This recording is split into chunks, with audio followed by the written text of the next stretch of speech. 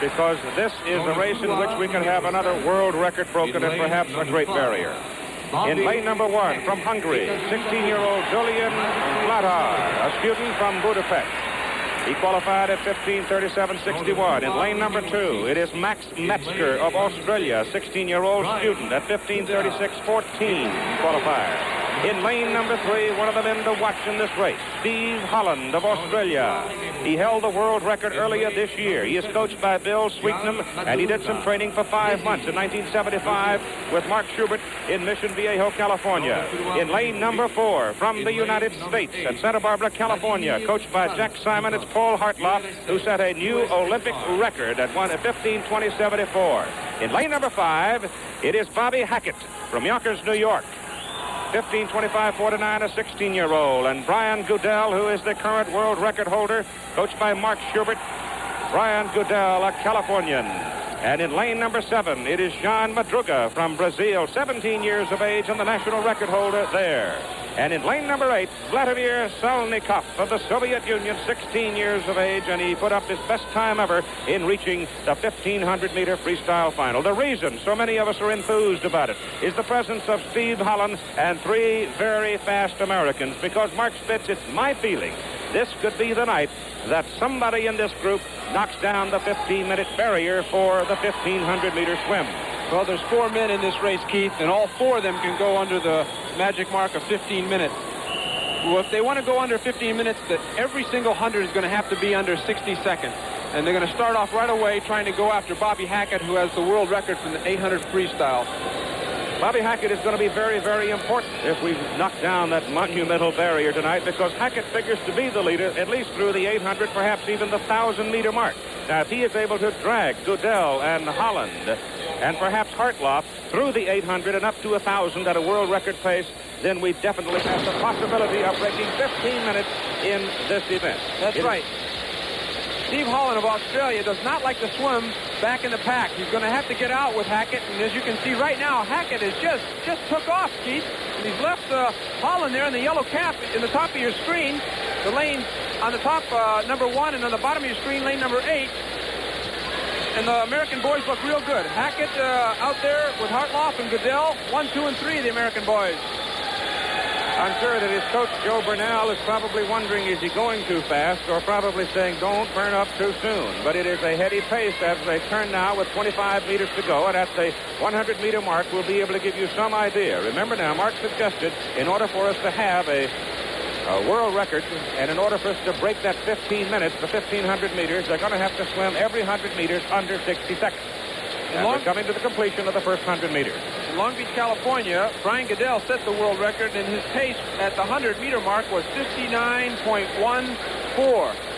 And they're 57.55. These men are really moving out. On your screen, you can see there Bobby Hackett and Paul Hartloff of the United States stroking almost evenly right now. The men are using a 2-beat kick in this race so that their legs don't tire out, Keith. It's all important that they don't get too tired so that they can swim the 30 lengths of the pool. They're ahead of the world record by just about 2 seconds. They have completed 150 meters. They have 27 to go. 27 left. They got to do 30 laps. Does it get boring, Mark? It does, but not when you're swimming next to the world record holder in lane number 6, Brian Goodell. There on your screen is Bobby Hackett. He's the one that we said earlier should set the pace. Don't worry about Brian Goodell there swimming in 3rd place. He has a tendency to go out a little bit slower than most of the other men. He negative splits. That means he usually comes back a lot faster than he goes out, Keith. And the time there of 1:58.13, ahead of the world record pace of 1:59.18. About a second and a half ahead of the world record pace, and swimming in the middle of the pool. In lane number 5, the leader right now is Bobby Hackett from Yonkers, New York. Swimming alongside him is Paul Hartloff from Santa Barbara, California, coached by Jack Simon.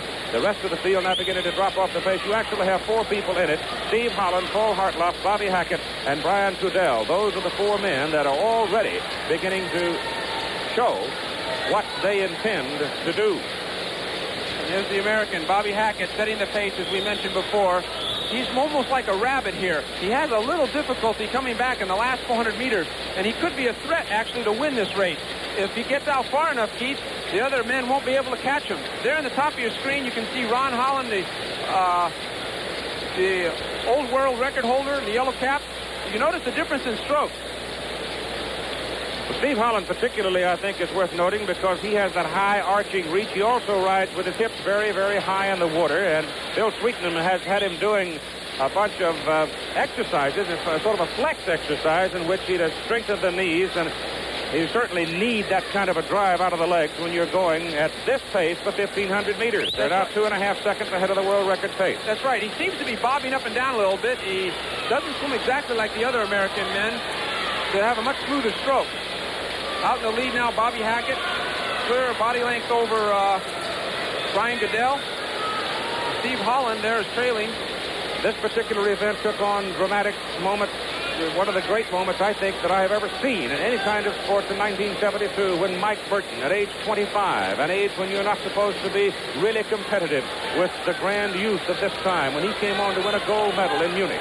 It was one of the great thrills for me. This is a race in which you hurt. You've got to break through a pain barrier, and it becomes very obvious as you get up around 1,200 meters. And now swimming in lane number 5, Bobby Hackett is holding an open water lead right now over Brian Goodell, Paul Hartloff, and he is about 2 body lengths ahead of Steve Holland. But it's still very early. As they come down to touch, they'll get the sign 21 held up to them to tell them how many laps there are to go.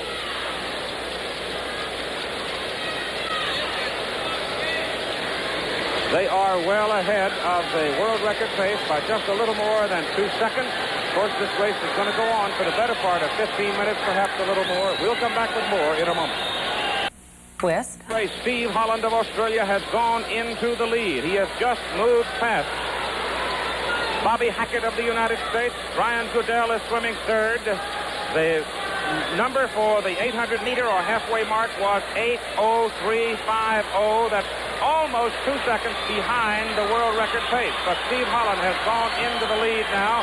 They have completed almost 2/3 of the race. At 1,100 meters, it was 2 seconds ahead of the world record pace. Now, when Holland moved into the lead, everybody picked it up. And now Steve Holland is on the pace, and he is swimming harder now than he was through the first 500 meters.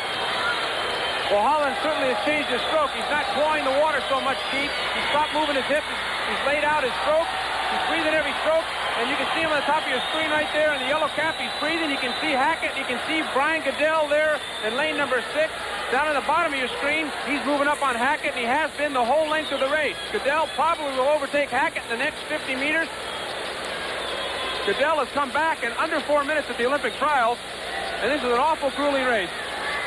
The world record is 15:06.66, held by Brian Goodell. So you see they've got to really get it on if they're going to break that world mark. There's Goodell, who is swimming now in the number 3 position. Paul Hartloff, who had set a new Olympic record in the qualifying, is now way, way off the pace at 1,200 meters. They are 2.5 seconds approximately ahead of the world record pace. But they've got to get more than 6 seconds if they're going to break through that 15 minutes. This is an awful grueling race, Keith. The men have swum now approximately 25 laps. It's a 30-lap race, and when you're going at world record pace, it's the most grueling thing that I can think of. This is the hardest race in the book. There on the top of your screen, Holland from Australia, stroking right now ahead of the world record. He's glancing over a little bit, trying to look at Hackett and also Goodell. He knows Goodell's strategy. He's awful strong in the last 200 meters, and they're coming up to it. As they come in for the touch now, it is going to be Holland turning first. It is Bobby Hackett turning second, and Brian Goodell coming off the turn gains a little bit more on Bobby Hackett. And there's the time at 1,300, and they are about 2.5 seconds ahead of the world record. At the top of the picture, it is Holland. In the middle of the picture, it is Hackett. And at the bottom of the picture, just see his hands there. That is Brian Goodell. An Australian and 2 Americans really putting on a show. And I'll say again that Paul Hartloff has dropped well off the pace. Holland again turns in first place. Goodell now turns, and he goes into second place, passing Bobby Hackett. The place is going wild. Goodell has moved ahead of Hackett. Hackett, though, has hung on awful strong, pushing both men, Holland and also Goodell. They're trying to catch up to him. As they come down for the touch, they will have completed 1,400 meters. And we'll tell you where they are according to the record pace. It's going to be Goodell touching. Here comes the bell up. The final 100 meters coming up. It is Brian Goodell who is taking the lead now. Then Bobby Hackett is in second place, and now Steve Holland has dropped off into third place. Now can Holland hold on? At 1,400 meters, they were 3 seconds ahead of the world record. It is Brian Goodell at the bottom of the picture. Right above him in lane number 5, it's Bobby Hackett in the yellow cap. That is Steve Holland. As they make the turn, there'll be only 50 meters to go, and now Hackett's picking it up. He's driving for the turn, and he'll go right in there with Goodell. Oh, less than 50 meters to go, and it's Brian Goodell coming off the turn.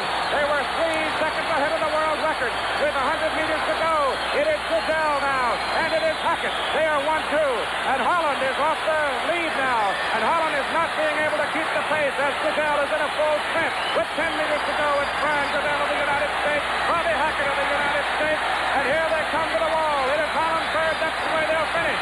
Brian Goodell, Bobby Hackett, and Steve Holland. And the time, 15:02:40. It is a new world record for Brian Goodell.